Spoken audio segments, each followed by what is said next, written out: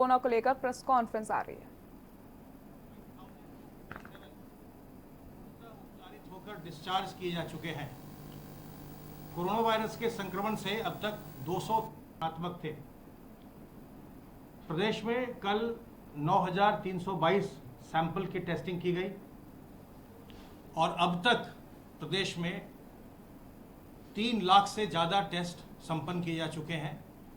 जो कुल आंकड़ा है टेस्टिंग का अभी तक वो 3,08,398। आइसोलेशन वार्ड्स में इस समय 3,448 लोगों को रखकर उनकी चिकित्सा की जा रही है, जो विभिन्न चिकित्सालयों में अथवा चिकित्सा महाविद्यालयों में हैं और इनका इलाज चल रहा है। फैसिलिटी क्वारंटाइन में इस समय 8,031 लोग हैं जिनके सैंपल लेकर उनकी जांच की जा रही है। जो लोग आइसोलेशन वार्ड्स में भर्ती हैं उनमें से 68 लोगों को 68 को ऑक्सीजन सपोर्ट दिया जा रहा है और 4 लोग इस समय वेंटिलेटर पर हैं, 4 मरीज वेंटिलेटर पर हैं। टेस्टिंग में पूल सैंपलिंग का हम लगातार उपयोग कर रहे हैं और कल 798 5-5 सैंपल के पूल लगाए गए और 95 10-10 सैंपल के पूल लगाए गए। आरोग्य सेतु ऐप का उपयोग प्रदेश सरकार लोगों को कोरोना वायरस के संक्रमण के बारे में अलर्ट करने के लिए लगातार इस्तेमाल कर रही है। जो भी अलर्ट जनरेट होते हैं इस ऐप से, उसकी सूचना हमारे पास आती है और हम लोगों को फ़ोन करके अपने स्टेट के हेडक्वार्टर से उनका हालचाल पूछते हैं। अब तक 54,397 लोगों को हमारे स्टेट के हेडक्वार्टर से, जिन्हें भी ऐप से अलर्ट्स जनरेट हुई हैं, उनको फ़ोन किया जा चुका है। इसमें से 64 लोग संक्रमित होने के पश्चात पूर्णतः उपचारित होकर डिस्चार्ज हो चुके हैं। 137 लोग अभी संक्रमित हैं और विभिन्न अस्पतालों में चिकित्सा करवा रहे हैं और 2,083 लोगों ने बताया है कि वो इस समय क्वारंटाइन में हैं। आपके माध्यम से मैं ये लोगों से अनुरोध करना चाहूँगा कि अगर आप में किसी प्रकार के लक्षण आते हैं, वैसे हमारी टीमें घर घर जाकर जांच पड़ताल भी करती हैं और जो प्रवासी कामगार आ रहे हैं उनकी जांच पड़ताल, उनका हालचाल पूछने का कार्य आशा वर्कर्स के द्वारा निरंतर किया जा रहा है और अगर उनमें कोई लक्षण पाए जा रहे हैं तो उनकी हम जांच भी करवा रहे हैं सैंपल लेने के पश्चात। लेकिन अगर किसी भी व्यक्ति को अगर ऐसा लगे कि उसमें कोई लक्षण आ रहे हैं, अगर आपको बुखार हो रहा है, अगर आपको खांसी हो रही है, अगर आपको सांस लेने में तकलीफ हो रही है, तो तत्काल जिला चिकित्सालय जाएं या नज़दीक के सरकारी अस्पताल जाइए, सलाह लीजिए, अपनी जांच करवाइए और अगर संक्रमण पाया जाता है तो उसका इलाज करवाइए। जांच की व्यवस्था और इलाज की व्यवस्था सरकार की ओर से बिल्कुल निःशुल्क है, इसलिए बिल्कुल संकोच न करें। अगर आप संकोच करेंगे तो आपको बाद में परेशानी हो सकती है। जो भी मामले जिनमें जटिलताएं आ रही हैं उनमें यही देखा जा रहा है कि जो लोग विलंब से आ रहे हैं, जो अपनी बातों को छुपा रहे हैं, अपनी बीमारी को नहीं बता रहे हैं, उन्हें बाद में जटिलताएं हो रही हैं। जो लोग जैसे ही उनकी सांस फूलने लगे या उनको खांसी बार बार आने लग जाए या बुखार हो, वो तत्काल अपनी जांच पड़ताल करवा ले रहे हैं, उन्हें कोई समस्या नहीं हो रही है और वो बिल्कुल स्वस्थ होकर के घर लौट रहे हैं। इसलिए आप सबों से मेरा अनुरोध है कि अगर आप में कोई लक्षण आए और अगर आपको लगता है बुखार है, आपके घर में कोई थर्मामीटर है, उससे आप जांच कर लें और अगर आपको बुखार है तो तत्काल सलाह लीजिए। अगर आपको खांसी हो रही है बार बार, अगर आपकी सांस फूल रही है, सलाह लीजिए और आप हमारे हेल्पलाइन नंबर 1800 180 51 45 पर भी फ़ोन करके सलाह ले सकते हैं। सर्वेलेंस का कार्य हमारा लगातार चल रहा है। अब तक 14,268 इलाकों में, जिनमें 3,989 हॉटस्पॉट इलाके हैं और 10,279 नॉन हॉटस्पॉट इलाके हैं, इनमें सर्वेलेंस का कार्य हुआ है। 1,03,433 टीम दिवस के माध्यम से 80,15,712 हाउस होल्ड्स का सर्वेलेंस किया गया है, जिसमें 4,07,20,044 लोगों को सर्वेलेंस में लिया गया है। 4 करोड़ से भी अधिक जनसंख्या का सर्वेलेंस अभी तक हमारी टीमों के द्वारा किया जा चुका है। आशा वर्कर्स के द्वारा अब तक 12,03,680 प्रवासी कामगारों की ट्रैकिंग की जा चुकी है और इनमें से 1102 लक्षणों वाले पाए गए हैं, जिनका सैंपल लेकर के उनकी जांच की जा रही है। बार बार आपके माध्यम से अनुरोध करने का हम नतीजा देख रहे हैं कि जो हमारे बुजुर्ग हैं उनका प्रतिशत संक्रमित लोगों में लगातार घट रहा है। जब हम लोगों ने ये प्रेस कॉन्फ्रेंस प्रारंभ किया था, उस समय जो 60 साल से अधिक उम्र के लोग हैं उनका प्रतिशत कुल संक्रमित लोगों में से 9% के आसपास हुआ करता था। आज वो प्रतिशत घट करके जो 60 साल से अधिक के लोग हैं उनका प्रतिशत केवल 5.99% रह गया है। इसका अर्थ ये हुआ कि जो बार बार हमारी अपील है आपके माध्यम से हम जो लोगों से कह रहे हैं कि अपने बुजुर्गों को संक्रमित होने से बचाइए, अपने जो पहले से कमज़ोर लोग हैं, बीमार लोग हैं, उनको संक्रमित होने से बचाइए, जो गर्भवती महिलाएं हैं उनको संक्रमित होने से बचाइए, जो छोटे बच्चे हैं इनको संक्रमण न हो, हमें ऐसा प्रयास करना चाहिए। उसका लाभ हो रहा है और इस समय जो हमारे बुजुर्ग हैं 60 ईयर्स से ऊपर के लोग हैं उनमें संक्रमण केवल 5.99% है कुल संक्रमित लोगों का। इस संक्रमण से हमें सतर्क रह के, सावधान रह के अपना बचाव करना है। इससे हमें घबराने की आवश्यकता नहीं है। अगर हम सावधानी बरतते हैं, हम सतर्क रहते हैं, अपने हाथ को बार बार हम साबुन पानी से धोते रहते हैं, अगर हम अपने सार्वजनिक स्थलों पर अपने मुंह और नाक को हम ढक कर रखते हैं, उसको हम चाहे फेस मास्क से करें, चाहे हम रुमाल से करें, दुपट्टे से करें, नकाब से करें, किसी और चीज़ से करें, गमछे से करें, लेकिन मुंह और नाक को ढक के रखिए जब भी आप सार्वजनिक स्थल में जाएं।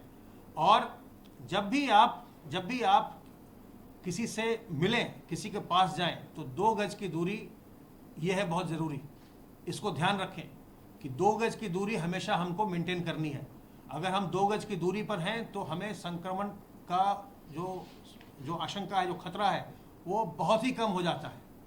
इसी प्रकार से जो लोग सिगरेट पीते हैं उन्हें बहुत सतर्क रहना चाहिए, क्योंकि सिगरेट पीने में एक तो आपके लंग्स पर उसका प्रभाव पड़ता है और ये बीमारी आपके फेफड़ों को असर करती है। तो एक तो उस दृष्टिकोण से ये खतरनाक है, और दूसरा जब आप सिगरेट पीते हैं तो आप अपनी उंगली को अपने ओठ पर ले जाते हैं और उससे जो अगर हाथ में आपके वायरस है तो आपके अंदर मुंह के रास्ते से अंदर जाने का खतरा रहता है। इसलिए सिगरेट पीने वाले लोगों को बहुत ही ज़्यादा सतर्क रहने की ज़रूरत है, अदरवाइज उनके यहाँ संक्रमण बड़ी आसानी से फैल सकता है। इसी प्रकार से हमें अपने जीवन शैली में बहुत तरह की बदलाव लाने की आवश्यकता है। जब भी आप कोई सामान बाहर से लेके आते हैं, बाजार से लेकर आते हैं, तो आने के बाद घर में अपने हाथ को साबुन पानी से ज़रूर धोएं। खाना हमेशा पका हुआ खाइए, कभी भी कच्चा खाना न खाइए। अभी आप जब पका हुआ खाना खाएंगे, पके हुए खाने में वायरस का कोई खतरा नहीं रहेगा। और इसी प्रकार से गांव देहात में जहां की लोग हैंडपंप से पानी लेते हैं, सब लोग जा करके एक ही हैंडपंप को इस्तेमाल करते हैं। पानी लेने के बाद जब आप घर आते हैं तो अपने हाथ को धो लीजिए साबुन पानी से। पानी आपके पास ही है, आप पानी लेकर के आए, क्योंकि उस सरफेस को बहुत लोग छू रहे हैं। तो आप जब पानी लेके घर आते हैं तो अपने घर आकर के हाथ को साबुन पानी से जरूर धो लीजिए। जब भी आप ऐसी सतहों को छुएं जिसको बहुत लोग छू रहे हैं, तो उसके बाद जब आप एक तो अपने चेहरे को, मुंह और नाक और आँख को छूने से बचिए, और अगर आप छू भी रहे हैं तो उसके पहले अपने हाथ को साबुन पानी से या सैनिटाइजर से साफ कर लीजिए, ताकि कोई भी संक्रमण, कोई वायरस न रहे। यही रास्ता है वायरस के जाने का, कोरोना वायरस के जाने का रास्ता यही है। वो हाथ के रास्ते, या कोई जब सामने छींकता खांसता है तो मुंह, नाक और आँख के रास्ते आपके अंदर जाता है। अगर आप इस बात का ध्यान रखेंगे तो संक्रमण की जो चेन है उसको आप तोड़ देंगे, और संक्रमण की चेन तोड़ करके ही हम इस पर नियंत्रण कर सकते हैं। संक्रमण पर हम नियंत्रण संक्रमण की चेन को ब्रेक करके ही कर सकते हैं। हर एक व्यक्ति को यह प्रयास करना है कि हम संक्रमण की श्रृंखला को बढ़ने न दें, बल्कि हम उसे तोड़ दें। और इस प्रयास में इस समय बहुत आवश्यक भूमिका है मोहल्ला निगरानी समिति की और ग्राम निगरानी समिति की। जितने लोग बाहर से आ रहे हैं, जो होम क्वारंटाइन में रह रहे हैं, उनके ये सुनिश्चित करना कि वो होम क्वारंटाइन में अपनी पूरी अवधि ढंग से पूरी करें और होम क्वारंटाइन में ही रहें। और दूसरी बात, ग्राम निगरानी समिति और मोहल्ला निगरानी समिति की भूमिका यहाँ पर समाप्त नहीं होनी चाहिए कि जो लोग होम क्वारंटाइन में वो होम क्वारंटाइन में रहें। इतना हमको नहीं केवल देखना है, इस समिति को ये भी देखना है कि अगर आपके मोहल्ले में या गांव में कोई भी व्यक्ति बीमार पड़ रहा है, खांस रहा है, छींक रहा है, उसके सांस फूल रही है, तत्काल उसकी सूचना जिला प्रशासन को दीजिए, तत्काल उसकी सूचना मुख्य चिकित्सा अधिकारी को दीजिए, उसकी सहायता करिए, उसकी जांच करवाइए और जांच करवा के अगर संक्रमण पाया जाता है तो उसका इलाज करवाइए।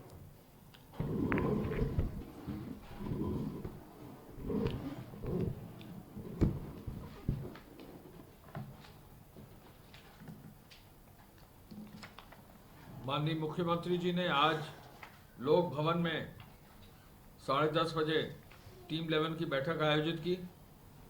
माननीय मुख्यमंत्री जी का निर्देश है कोई व्यक्ति भूखा ना जाए, तो पहला बिंदु उनका है कि हर हालत में राशन कार्ड जिनके पास भी ना हो वो अवश्य बनाया जाए।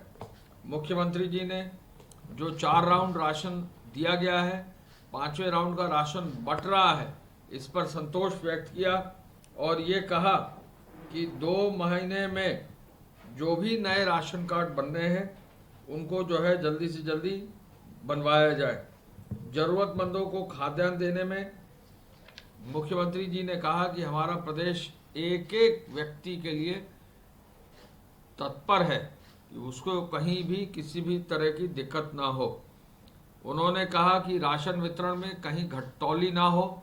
अभी हाल में पूरे प्रदेश में जहां भी राशन बंट रहा है वहां सुपरवाइजरी ऑफिसर्स को भेजकर उन्होंने बहुत सख्त निर्देश दिए हैं कि जहां भी राशन बंट रहा है वहां पर जो क्वांटिटी मिलनी है उसमें किसी भी तरह से कमी ना हो और अभियान चलाकर जो है राशन की दुकानों को चेकिंग भी कराया जाए और नए राशन कार्ड भी बनाए जाए। मुख्यमंत्री जी ने पुलिस पेट्रोलिंग के लिए विशेष रूप से आदेश दिया है कि चूंकि अब बाजार खुल गए हैं तो सोशल डिस्टेंसिंग के लिए आवश्यक है कि पुलिस की पेट्रोलिंग हो, मैजिस्ट्रेट्स भी निकलें और आवश्यक कार्रवाई करें। कल गृह विभाग की ओर से मुख्यमंत्री जी के आदेश के क्रम में रेलवे स्टेशंस पर जो है पैसेंजर्स के उतरने और चढ़ने का एक हेल्थ डिपार्टमेंट का प्रोटोकॉल लागू करते हुए हर जिलाधिकारी, हर पुलिस अधीक्षक, वरिष्ठ पुलिस अधीक्षक और हर जिले के सीएमओ से ये निवेदन किया गया है कि हर रेलवे स्टेशन पर जहां भी ट्रेन आ रही हैं वहां पर एक प्रभारी अधिकारी राउंड द क्लॉक जरूर रेलवे स्टेशन पर उपलब्ध रहे। कम्युनिटी किचन के माध्यम से जरूरतमंदों को भरपेट भोजन मिल सके, अच्छा भोजन मिल सके, फ्रेश भोजन मिल सके, ये भी निर्देश मुख्यमंत्री जी ने दिए हैं। और इन कम्युनिटी किचन और क्वारंटाइन सेंटर्स को निरीक्षण करने के लिए विशेष सचिवों को भी फील्ड में भेजा गया है। मुख्यमंत्री जी ने कहा है कि जहां स्वास्थ्य विभाग के अधिकारी फील्ड में जाएं तो वहां सीनियर ऑफिसर्स, जॉइंट डायरेक्टर या एडिशनल डायरेक्टर लेवल के ऑफिसर्स जनपद स्तर पर जाकर निरीक्षण करें। इन अधिकारियों को इमरजेंसी सेवाओं को भी और जहां आवश्यकता है वहां ऑपरेशन की भी व्यवस्था सुनिश्चित करने का निर्देश उनको दिया गया है। मुख्यमंत्री जी ने कहा है कि कोविड की जंग जो है उसको हर स्तर पर सतर्क रह के लड़ने की आवश्यकता है और इसमें सभी लोगों को समन्वय बनाकर आगे ले जाने की आवश्यकता है। मुख्यमंत्री जी का ये मत है कि जो हमारे 6 मेडिकल कॉलेज हैं ये सबसे सेंसिटिव हैं। जो 6 मेडिकल कॉलेज सेंसिटिव हैं वो है आगरा, मेरठ, कानपुर, अलीगढ़, मुरादाबाद और फिरोजाबाद। मेडिकल कॉलेजेस में विशेष रूप से काम हुआ है।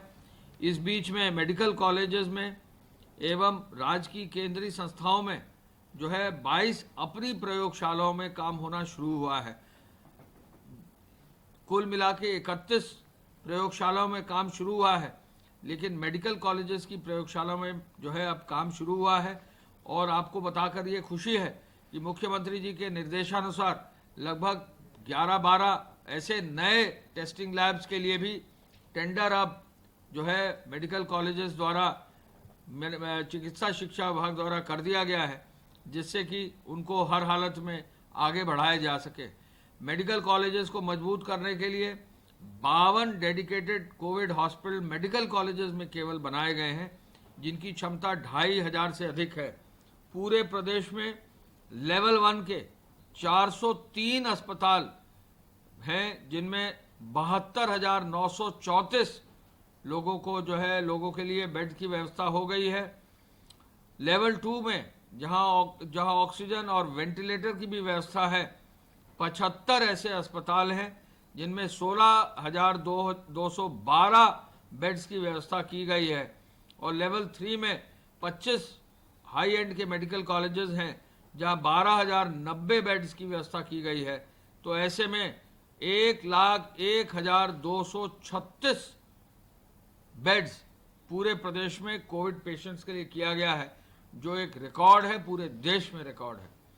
मेडिकल कॉलेजेस में अब तक केवल मेडिकल कॉलेजेस में ही 2000 से अधिक रोगी जो है अब स्वस्थ होकर घर भी जा चुके हैं।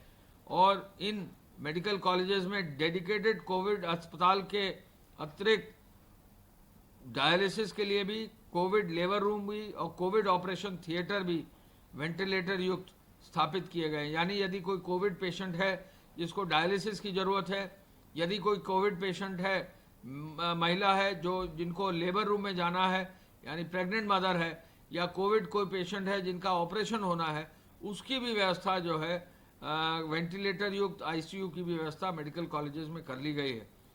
जो पैरामेडिक्स और वेंटिलेटर जो ऑफिसर्स हैं, चिकित्सक हैं, उनकी ट्रेनिंग मेडिकल कॉलेज में 13 प्रकार की ट्रेनिंग की गई, 13 ट्रेनिंग्स अलग अलग प्रकार की गई हैं। और इसके साथ साथ 28,000 एनसीसी कैडेट्स को भी मेडिकल एजुकेशन विभाग द्वारा ट्रेन किया गया है। तो जहां एक और स्वास्थ्य विभाग इस पूरे प्रकरण में, पूरे इस कोविड अभियान में अग्रणी भूमिका निभा रहा है, मेडिकल एजुकेशन डिपार्टमेंट द्वारा भी तेजी से जो हाई एंड कार्य है उसको सुनिश्चित किया जा रहा है। और दोनों विभागों पर निरंतर मुख्यमंत्री जी प्रतिदिन उनका अनुसरण सुनिश्चित कराते हैं। मेडिकल कॉलेजेस में और अस्पतालों में जो पीपीई किट, मास्क और 3 लेयर मास्क और ग्लव और सैनिटाइजर है, इसकी अब पर्याप्त उपलब्धता हो गई है। जैसा कि प्रमुख सचिव स्वास्थ्य ने बताया, अब पीपीई किट की दर 351 रुपये हो गई है और 351 रुपये मात्र में ओवरऑल की कवरऑल की 351 रुपये की हो गई है, जो बहुत ही अच्छी दर है और संभवतः पूरे देश में सबसे अच्छी दर प्रदेश सरकार को अपने मेडिकल कॉरपोरेशन, सप्लाई कॉरपोरेशन के माध्यम से मिला है। माननीय मुख्यमंत्री जी ने एक केवल बिंदु पर विशेष बल दिया है, वो है टेस्टिंग पर। और अब उनका लक्ष्य है कि 15,000 की टेस्टिंग इसी सप्ताह में जल्दी हर हालत में हो जाए। आपको मालूम है टेस्टिंग की व्यवस्था 10,000 करीब क्रॉस कर गई है, उसको 15,000 करने के लिए ट्रूनेट मशीन जो है वो विशेष रूप से मंगाई गई हैं। और आपको बताकर मुझे खुशी है कि जहां सरकारी जहाज, सिविल एविएशन डिपार्टमेंट का, राज्य सरकार का जहाज 2 से 3 बार विशेष रूप से जो पूरी ट्रूनेट मशीन है वहां से सीधे लेकर आया है, जिससे कि इन मशीनों को जल्दी से जल्दी हमारे सभी हॉस्पिटल्स में, हमारे मेडिकल कॉलेजेस में लगाया जा सके। और इनसे अब ये क्षमता जो है 15,000 हो जा रही है प्रतिदिन के टेस्ट की। वेंटिलेटर्स को भी क्रियाशील किया गया है और साथ में पुलिस बल और सुरक्षा कर्मियों को भी, मेडिकल टीम को भी संक्रमण से बचने के लिए निर्देश दिए गए हैं। मुख्यमंत्री जी ने आईडीसी को महोदय को ये कहा है कि निवेश वृद्धि के लिए उद्योगों से वो संवाद बनाएं, निवेशकों से संवाद बनाएं। गेहूं क्रय केंद्र में एपीसी साहब को ये निर्देश दिया है कि ज़्यादा से ज़्यादा गेहूं क्रय की कार्रवाई सुनिश्चित की जाए, जिससे कि गेहूं क्रय की प्रक्रिया में किसी प्रकार की कोई कठिनाई ना हो। जहां तक ट्रेन्स का आने का सवाल है, अब जो है कुल मिला के 1612 ट्रेन सुबह तक आ चुकी थी, 22,80,000 लोग आ चुके थे। आज 4 ट्रेन हमारे प्रदेश में आएंगी, 2 तमिलनाडु से, 1 कर्नाटक से, 1 केरल से, यानी दक्षिण से भी दूरस्थ प्रदेशों से भी उत्तर प्रदेश ने रेल विभाग के माध्यम से निशुल्क व्यवस्था हर व्यक्ति की वो की है जो हमारे प्रदेश आने के लिए इच्छुक है। केरल से भी, तमिलनाडु से भी, कर्नाटक से भी ट्रेन आ रही हैं। तो हम प्रदेश का ये पूरा संकल्प है, मुख्यमंत्री जी का आदेश है कि किसी भी आदमी को जो भी जहां भी हो उसको लाने में कोई हमारे तरफ से कसर नहीं होनी चाहिए। और अब दक्षिण भारत से भी ट्रेनें जो पहले आ भी रही थी उनको और आगे बढ़ाया गया है और कोशिश की जा रही है कि हर व्यक्ति को लाया जा सके। कल प्रदेश से 5 ट्रेन अलग अलग गंतव्य स्थानों में यहाँ से जाने वालों के लिए भेजी गई हैं। 2 ट्रेन वाराणसी से, एक जम्मू कश्मीर गई है, एक गई है मुंबई, एक ट्रेन गोरखपुर से केरल हमने भेजा है। हमने हमारे प्रदेश से जो केरल के लोग थे वहाँ की सरकार ने अनुरोध किया, केरल जाने वाले केरल के निवासी यहाँ से केरला भेजे गए हैं। 2 ट्रेनें गाजियाबाद से बिहार और बंगाल चलाई गई हैं। कल 5 ट्रेनें उत्तर प्रदेश के अंदर से अन्य प्रदेशों को गई हैं, जिससे कि यहाँ से मूल अन्य प्रदेशों के जाने वालों की भी व्यवस्था हो सके। हम ये आपको पुनः बताना चाहेंगे कि 1612 जो ट्रेनें हो गई हैं, आज 4 ट्रेनें और जो आ जाएंगी तो 1616 ट्रेनें जो हैं अब तक हमारे प्रदेश में आ चुकी होंगी।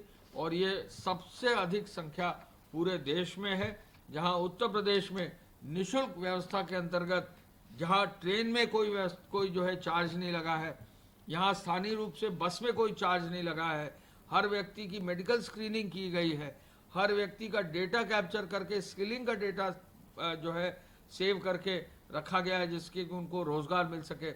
हर व्यक्ति को एक राशन का किट घर जाने से पहले 15 दिन का दिया गया है। हर व्यक्ति को उनके बैंक अकाउंट में पता करके 1000 रुपये की धनराशि और दी गई है। तो हर स्तर पर कोशिश करके हर श्रमिक और कामगार को हमारे प्रदेश में ससम्मान घर लौटाने की व्यवस्था की गई है और लगभग 30-31 लाख 32 लाख लोग आ चुके हैं।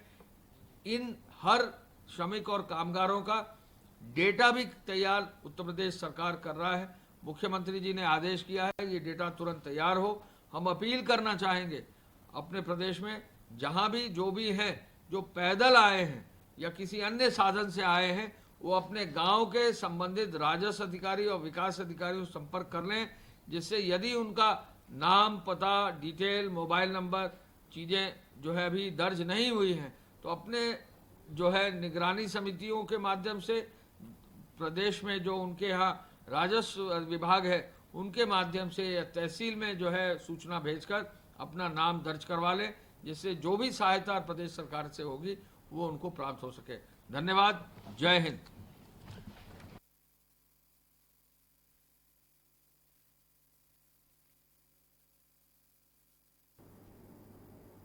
यूपी सरकार की प्रेस कॉन्फ्रेंस आप सुन रहे थे। लगातार कोरोना को लेकर अपडेट भी दिए जाते हैं, साथ ही साथ मुख्यमंत्री योगी आदित्यनाथ टीम 11 की बैठक करते हैं और हर एक जो श्रमिक मजदूर है उसको राशन भी उपलब्ध करवाया जा रहा है। 4 चरणों में अब तक राशन उपलब्ध